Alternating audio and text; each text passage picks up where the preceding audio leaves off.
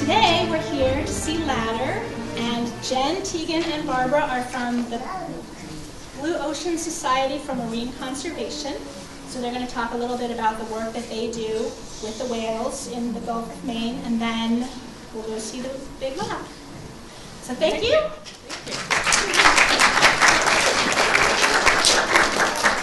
Good afternoon, everybody. Thank you so much for having us here. My name's Jen Kennedy. I'm the Executive Director and Co-Founder of Blue Ocean Society for Marine Conservation.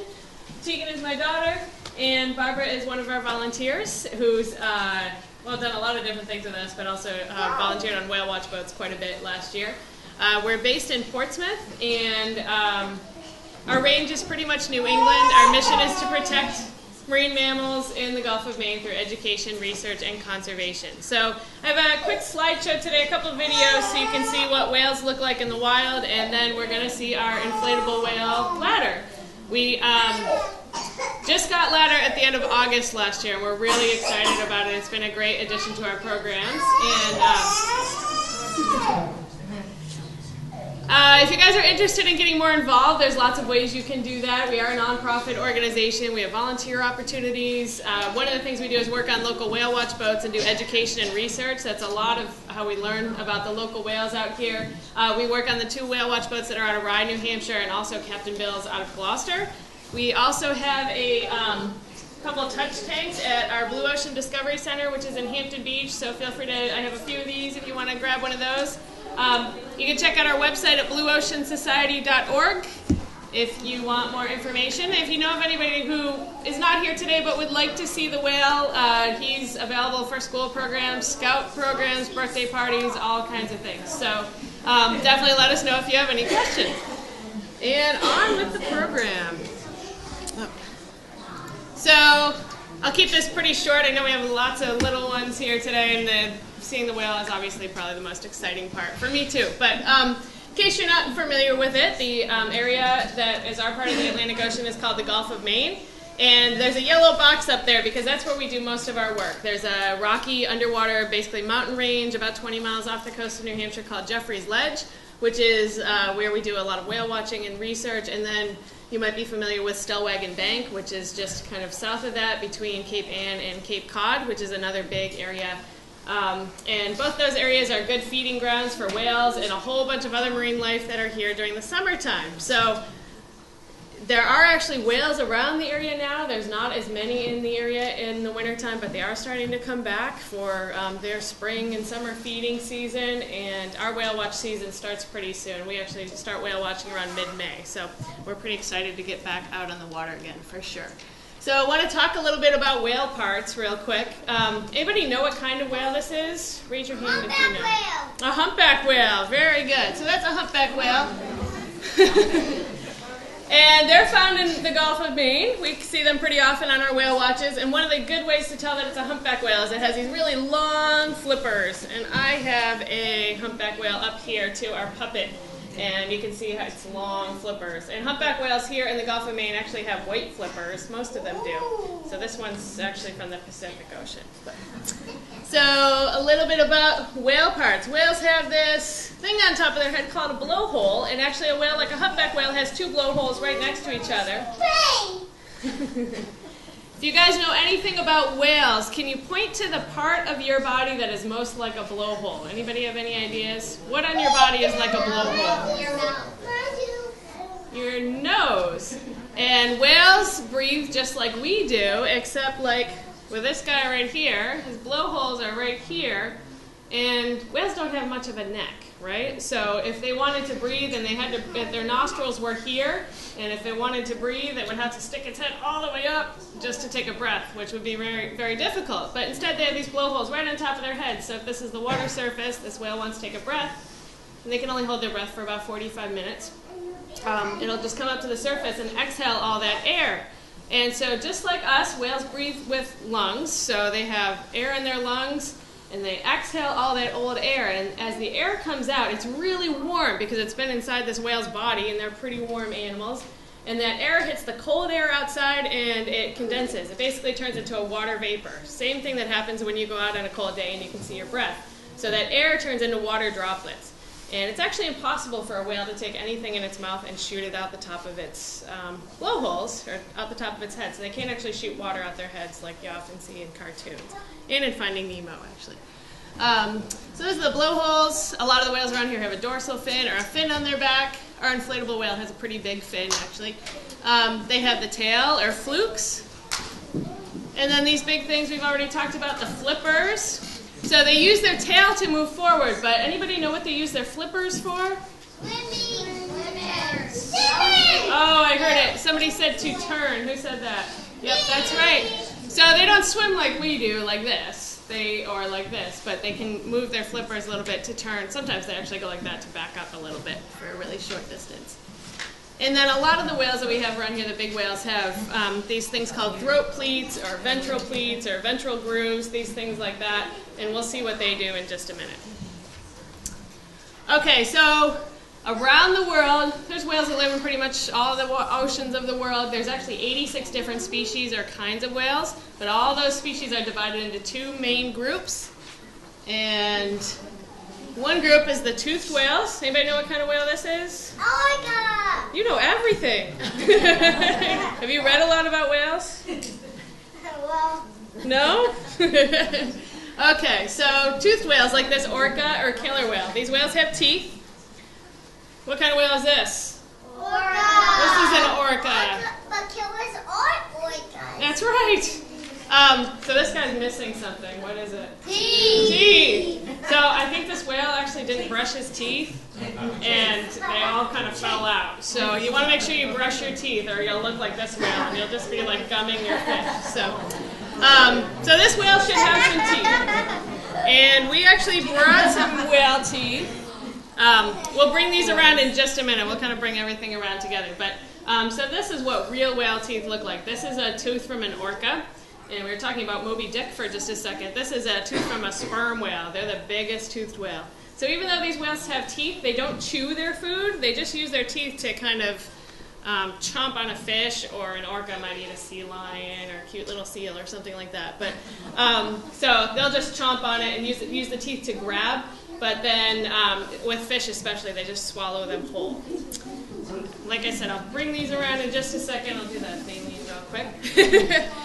And then we have whales like this whale. This is actually a picture of a fin whale, a drawing of a fin whale. And they're related to these guys, these humpback whales. And they don't have teeth, but they have this hairy stuff in their mouth. Does anybody know what that's called? Do you know? Baleen. You guys are so smart down here. So they have this baleen in their mouth, and it's like a big filter system. So this whale, it doesn't want to eat one fish at a time. Humpback whales, this guy in real life would be about as big as a school bus. But they're really big, but they eat little things. Sometimes they'll eat krill, like little shrimp. Sometimes they'll eat herring, which are only about this big. And so since they eat small fish and small organisms, they need to eat lots of them a day. So a humpback whale, it's about the size of a school bus, will need to eat about 2,000 pounds of fish in a day. So they eat lots of them at once. So this whale will take a big mouthful of fish. If this is a school of fish swimming along, the whale will gulp it down. But then it has a whole bunch of water in its mouth too, and it wants to strain out the water. And I think I have a little video here that shows how that happens. So this is what a whale looks like when it's feeding up at the surface. This is a humpback whale. You can see the baleen hanging down. It kind of looks like a mustache. And so its throat would be all the way down this way, just full of fish and salt water. And then they come up and kind of snap their jaws closed, and all the water goes out the side, not out the top of their head, but out the side. And I have a quick video that shows what that looks like from a whale watch. So there's some fish in the water. This whale's diving down to grab them, and then it comes up like that. There's a little slow motion shot. They can do that underwater too. So as they come up and then all of a sudden they filter the water, a lot of times they just cruise through the water really slow, and that water just kind of pours out the side of their mouth. Are they forcing it out, like pressure-wise, while flowing? Yeah, they're basically using their tongue and pushing their tongue against the inside, and it goes out. And so we brought some baleen too. I think it's a good time to probably bring that around. So this is baleen from a fin whale. And fin whales, this is only 6 plates of baleen, but a real fin whale will have about 800 of these in its mouth. And So when the whale gets all that fish and stuff in its mouth, it just pushes its tongue against the inside and everything filters out. Have you guys seen Finding Nemo? Anybody? Yeah. Okay, so do you remember when, have you? Marlin and Dory were stuck inside the whale's mouth, and there was all that bristly stuff around them, and I think Marlin was kind of bouncing against the stuff. It's this bristly stuff right here that's inside the whale's mouth that keeps the fish inside. So we're going to bring around the teeth and the baleen if you guys want to touch it. With the baleen, I just ask you to be really careful. It is real baleen from a whale, and it's made out of keratin. It's the same thing as your fingernails. And when it comes out of a whale's mouth, it dries up and it gets really kind of brittle and fragile. So you just want to be very careful. We try to do like a 2-finger touch. So if you hold 2 fingers up and just kind of go like that, and go in the same direction as the hair, because the hair will kind of flick off if you go the wrong way. So Barbara's going to bring that around, so hopefully everybody can see. And then, you want the puppets too? Okay. Tegan's going to bring around the puppets for anybody that would like to see them. And then I will bring around these teeth. This is, again, from a sperm whale and a killer whale, or orca, and these are replica teeth. So start over here with these guys.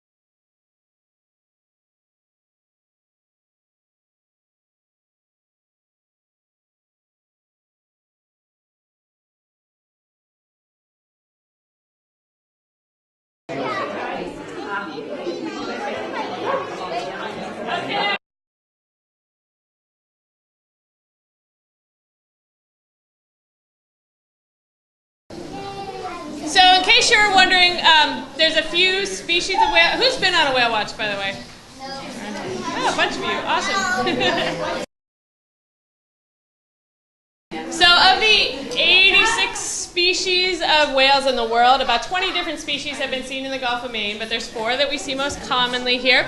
There's the fin whale, which I'm going to tell you a lot about because that's the type of whale we brought today, our inflatable whale. And then humpback whales. We also have minke whales. So out of these whales, we have fin whales are about the size of a school bus and a half. They're about 60 to 70 feet long on average. Biggest one was 88 feet. The second biggest animal in the world after the blue whale. Humpback whales are quite a bit smaller, well, school bus size. So they're about the size of a school bus. Minke whales are a little bit more than half a school bus. They're about 20 to 30 feet long. If anybody's seen the show Whale Wars, you might have heard of minke whales. They're actually still being hunted in off of Antarctica, or they have been off and on by Japan. Both fin whales and minke whales, even though here in the U.S. and actually worldwide, there's supposed to be a ban on whaling. Both fin whales and minke whales are hunted in some countries. Iceland hunts both of them, and Norway still continues a whaling program. So those are the baleen whales that are most common out here. And we also have this toothed whale species, which is a dolphin called the Atlantic white-sided dolphin. These dolphins are pretty small. They're about 7 to 9 feet long, but sometimes they'll get into big pods. So sometimes we'll see several hundred dolphins at once, which is pretty cool. A few facts about fin whales. One fin whale can weigh as much as 10 elephants. They weigh about 40 to 50 tons on average. And they are an endangered species. So one of the things we try to do is go out on the boats, we see the whales out there, we write down their behavior, we take photos of the whales, trying to learn about the individuals and do what we can to try to protect them since they're still an endangered species. There are about 3,000 fin whales in the Gulf of Maine, so they're actually doing pretty well here. This is what a fin whale looks like, kind of in a drawing. You'll get a pretty good indication when we inflate our whale in a few minutes. This is a whale feeding up at the surface, which we don't get to see fin whales doing this very much, but you can see the baleen hanging down. You can actually see its eye over there in this picture.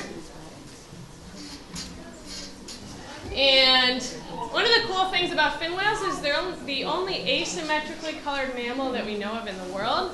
It's consistently asymmetrically colored, so that means on the left and right sides their coloration is different. And so on the right side, their lower jaw here is bright white, but on the left side, it's dark gray. We don't know why it's that weird coloration, but that's just how it is in every fin whale that we see. There's a fin whale spouting at the surface. And I just have a quick video clip showing kind of what they look like from a whale watch. They're a little bit at a distance in this picture, but you can see when they breathe.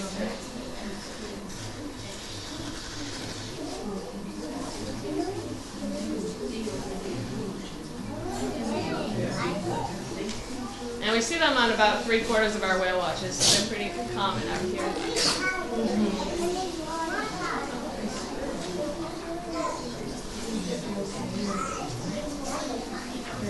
They don't look very big in a video or even from the boat, but I've been whale watching for probably 20 years now, and every time I see a fin whale, it's just so impressive because they're just huge animals.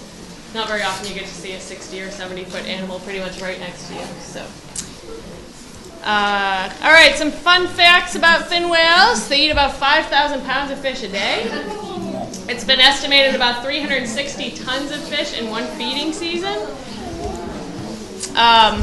Their eyes alone, you'll see how big an eye is because it's painted on our whale. They're about as big as your head. So look at the person next to you, look at their head. That's about how big a fin whale's eye is.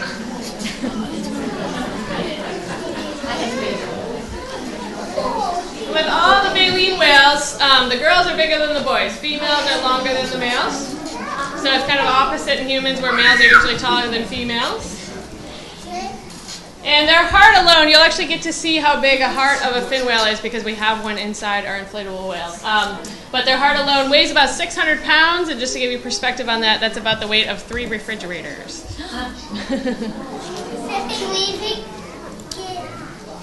As I mentioned before, we try to take photos of the whales. We actually tell them apart by their natural markings. And fin whales have this cool pattern called a chevron on their right side. That's like our fingerprint. We can use it to distinguish individuals. We can also tell them apart by any scars on their bodies or the shape of their dorsal fin.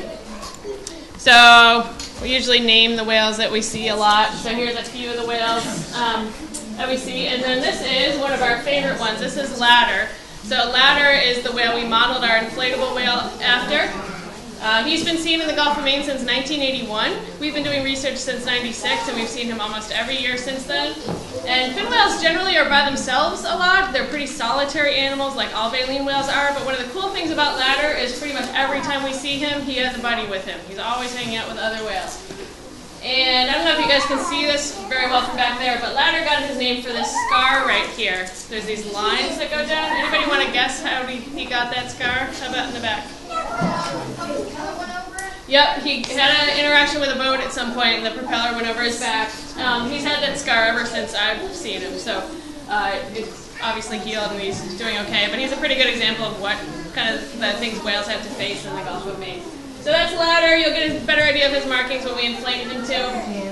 We've got lots of other whales that we see over and over year after year. So when we go out on the boats, especially if we see a whale for the first time that's, in a season and it's healthy, or sometimes it has a calf with it, that's always pretty exciting. Humpback whales, we can tell them apart by the pattern on the underside of their tail. There's a couple of our favorites. Do you have a question? There is an inflatable whale of Nile. Yep. Have you been in there? My friend is the one who has Nile. Yep. So one other thing I want to show you, and I think this might be the second to last slide or third to last. Fin whales also make some really loud sounds.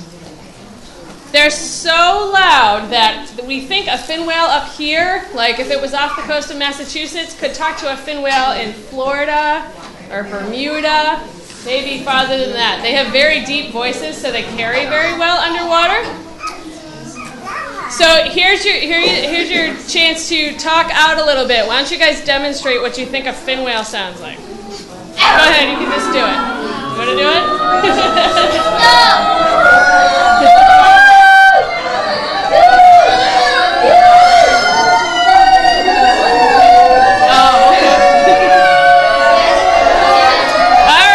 All right, that's good. You guys sound a little like Dory in Finding Nemo. Did you want to demonstrate something? No, I wanted to say what it might sound like. What would it might sound like? A very high guinea pig squeak. Oh, you think so? Okay, so I'm going to show you what they really sound like, and it's kind of low, so everybody's got to be really quiet to make sure you can hear, okay? Oh, that was good.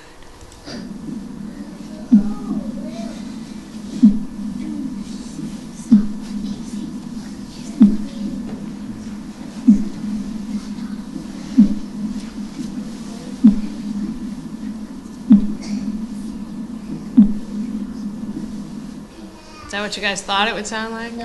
No?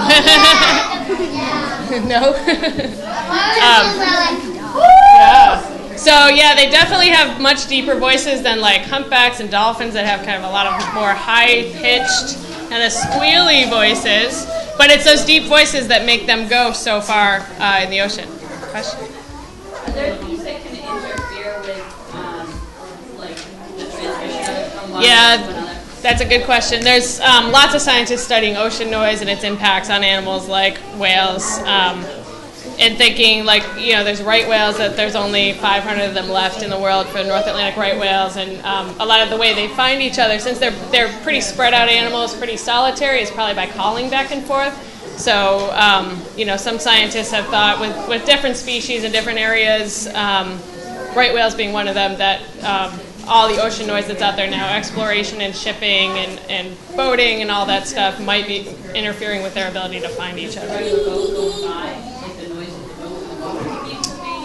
It could be. It depends on the whales and kind of what frequency they listen at and communicate at. Yeah, it really depends on the species because they all have different hearing ranges and stuff like that. So, okay.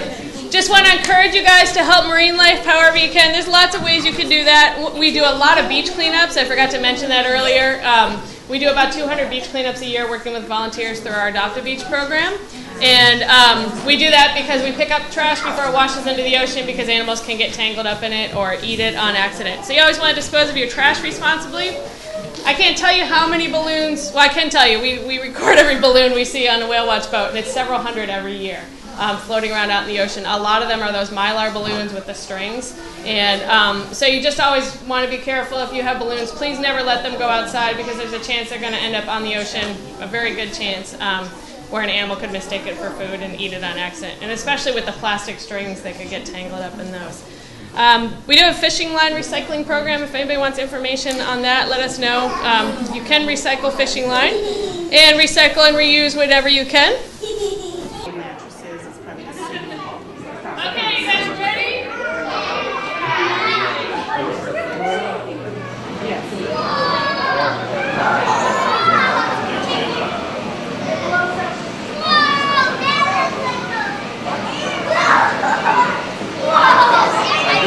I made it into the film. I haven't read The Heart of the City. Have you read that book?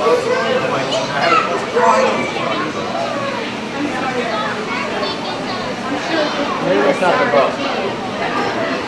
Yeah, that's not it. Well, you're right. It doesn't take long.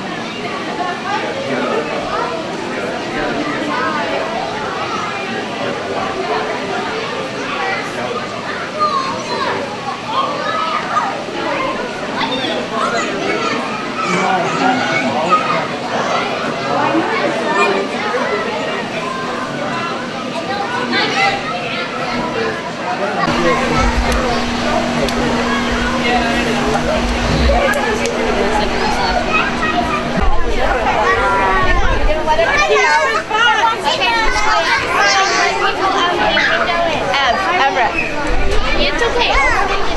I think that'll be To wait our turn, right? well, let's let him fill up too. Listen to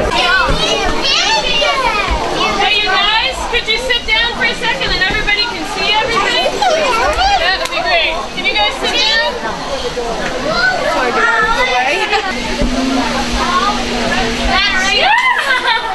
Think about how many of our hearts that are the same of this round heart. And you guys know what these bones are? And then how about this? Day sun. We have plenty. Yeah. Since we have to take that down, one big tree. You want to go to the back of the line again, Sam? Mommy, let's go to the heart and it was as big as this thing.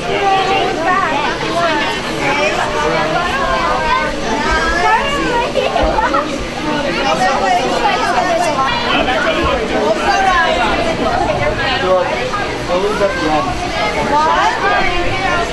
So wait, no,